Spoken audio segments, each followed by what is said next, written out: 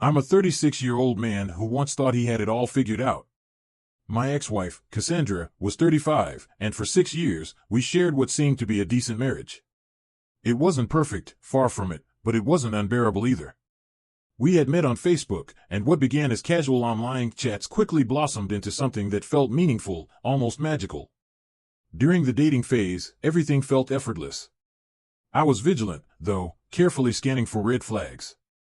Growing up, I'd witnessed my mother's relentless abuse of my father, and I swore I'd never walk down a similar path. But Cassandra? She seemed nothing like that. No signs of toxicity, no reason to hesitate. So, we got married. And for a while, things were good. But good doesn't last forever, does it? 2 years into our marriage, the cracks started showing. Massive fights erupted every month like clockwork, draining me to the core. Yet, I held on, convincing myself that our strong start meant there was hope. I wanted to fix us. I suggested couples therapy, hoping a professional could guide us back to each other. But after just one session, Cassandra refused to return. I think it was because the therapist didn't outright take her side. Her temper began to surface in ways I hadn't seen before, fiery arguments that echoed through the house.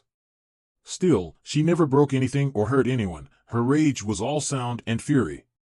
I chalked it up to the grief of losing her father, though she never confirmed it.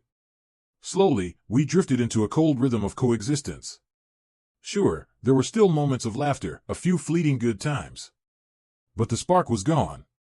Yet, I stayed. I loved her, even though deep down, I knew if nothing changed, divorce was inevitable. Still, I believed in trying. Marriage wasn't something you should walk out of lightly, not unless there was abuse or infidelity. And then came the trip. Work had sent me out of state for an expo, a 4-day affair that ended up being cut short due to an emergency at the office. I rushed back home after 3 days, eager to surprise Cassandra. Maybe this would be the spontaneity we needed. On my way, I picked up a bouquet of her favorite flowers, imagining her smile when she saw me. But nothing could have prepared me for what I found. The house was quiet when I let myself in. Too quiet.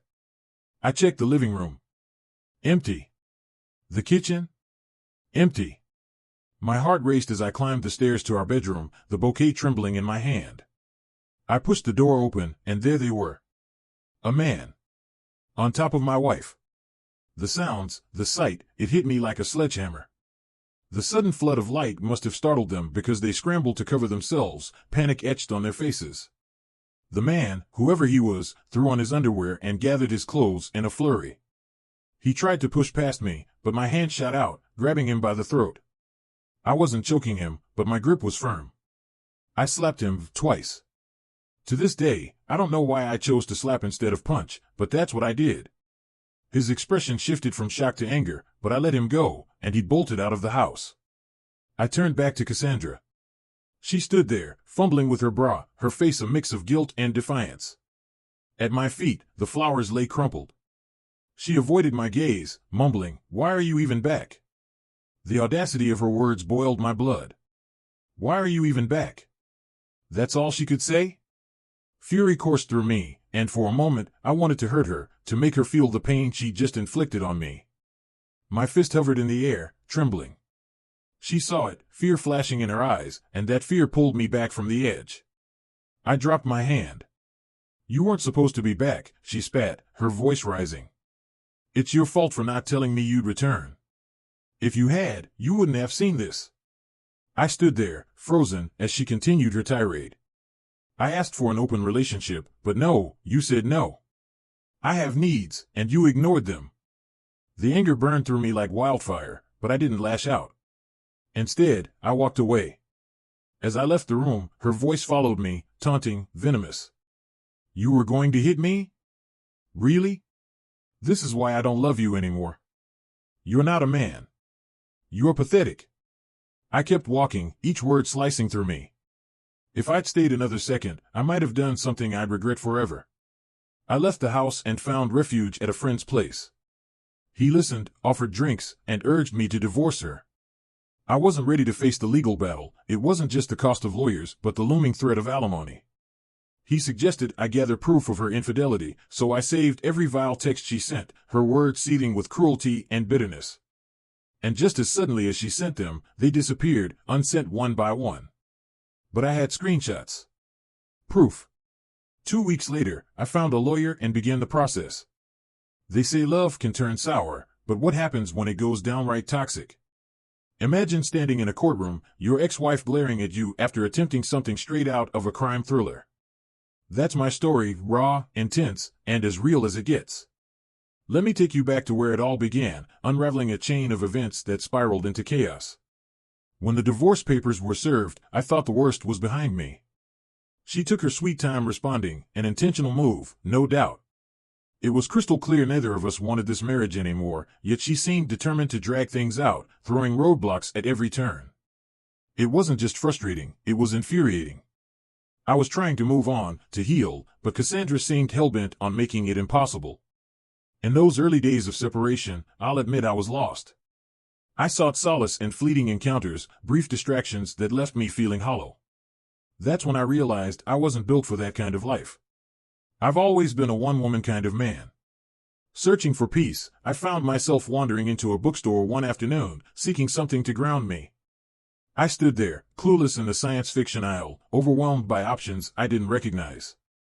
That's when I saw her, a woman with an easy smile, scanning the shelves nearby.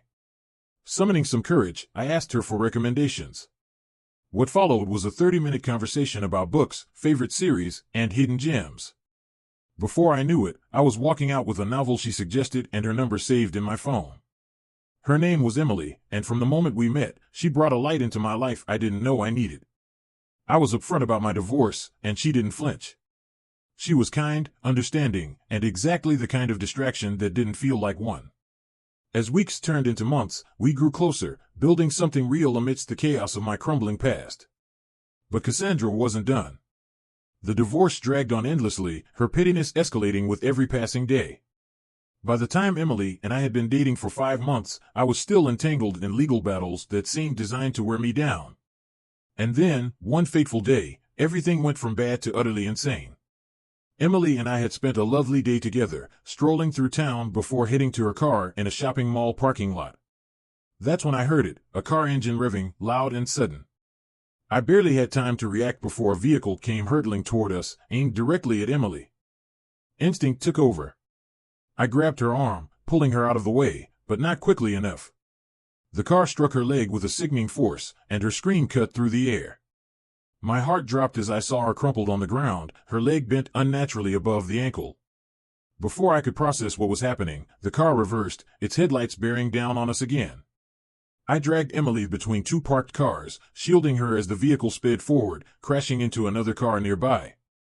People were shouting, rushing to the scene, and in the chaos, the driver's door opened. It was Cassandra. In that instant, the pieces clicked together, but my mind still refused to believe it. My ex-wife had just tried to run over my girlfriend. She approached us, her eyes wild and full of malice, but a bystander restrained her before she could get any closer. The police arrived moments later, arresting her on the spot. As they cuffed her, she screamed in my direction, "It hasn't been a year, and you're already walking around with a..." I couldn't comprehend the hatred she carried, the twisted logic that made her feel like the victim. Emily was rushed to the hospital, her recovery a painful and slow process, though thankfully, she eventually healed.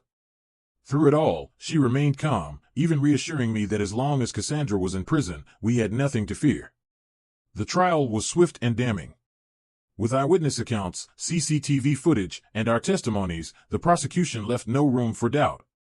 Cassandra was found guilty on multiple charges, including attempted murder, and sentenced to 12 years in prison.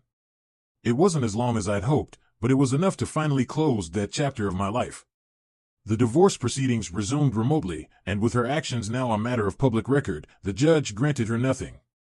No settlements, no concessions, just the consequences of her own decisions. Today, I'm free. Free from her shadow, her spite, and the chaos she brought into my life. Emily and I have built something beautiful together, moving into a home filled with love and laughter. She jokes about being the sacrifice that helped me escape, but the truth is, she saved me in ways I'll never fully be able to put into words. If there's one thing I've learned from this ordeal, it's this: never ignore the warning signs. Life is too short to be spent with someone who brings out the worst in you. And for anyone out there stuck in a toxic relationship, remember, there's always a way out. Now, I'd love to hear your thoughts. Got any wild X stories of your own? Share them in the comments below. And don't forget to like, subscribe, and hit that notification bell so you never miss our next story. Until next time, take care and stay safe.